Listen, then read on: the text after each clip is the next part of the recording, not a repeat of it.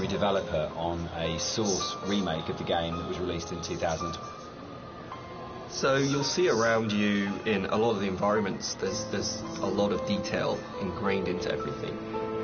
One of the things that I wanted to do with Dear Esther is bring the visuals up to the same kind of level of detail that Dan and Jess had put into the other areas of the game. So all of the history and the kind of hidden pieces of story that are intertwined with the VOs and the music and stuff, I kind of wanted to bring some of that into the environments.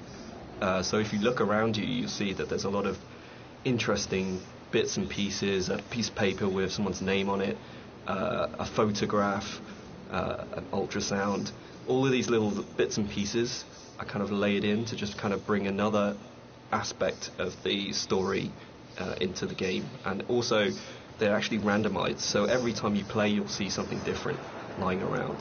And this is just to build on this idea that everybody has a unique experience and a unique interpretation of the story.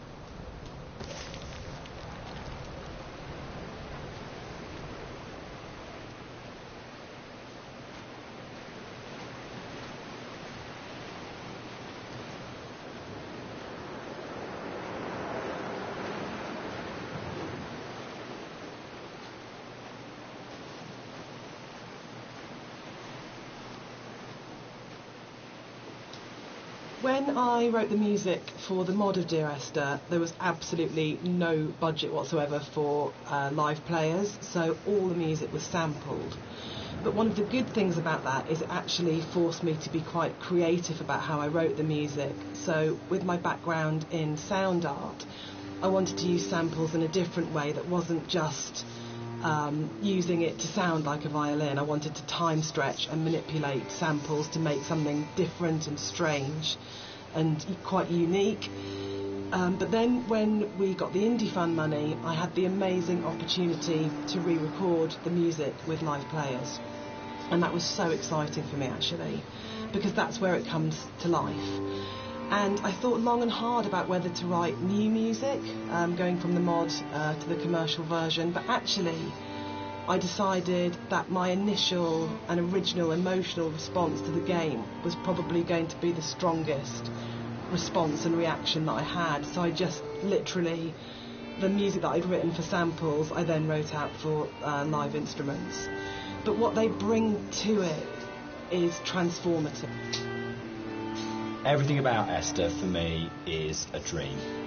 The landscape is not an island, it's the dream of an island. The music is like music that you wake up because you've heard in your sleep, but you're not conscious of hearing it. And the language and the story was supposed to be like that as well. It didn't matter the sense it made, it was more about the kind of the shapes it created, if that makes sense. So that the words would kind of were like being in water, like listening to something under. This symbol on the beach, which is the golden ratio, is one of the only things that's really left explicitly from the mod. In the original mod, there was an awful lot of more kind of symbols and kind of a much more kind of mystical, sort of magical element to the island. There was a lot of very weird stuff in there, and a lot of them came out of the commercial versions. They felt like they were a little bit explicit, and instead there's a lot more hidden kind of codes and symbols in there. there's still some stuff which you can only actually see or experience if you are not playing the game, if you're looking at it from editor.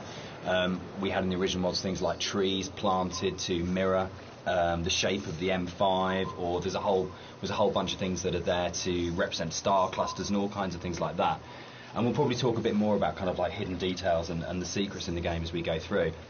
But that was really interesting for us in terms of the design of it, of going, you've got your kind of your conscious, explicit play experience, but games are always constantly manipulating your mood and your feelings and the decisions you're making.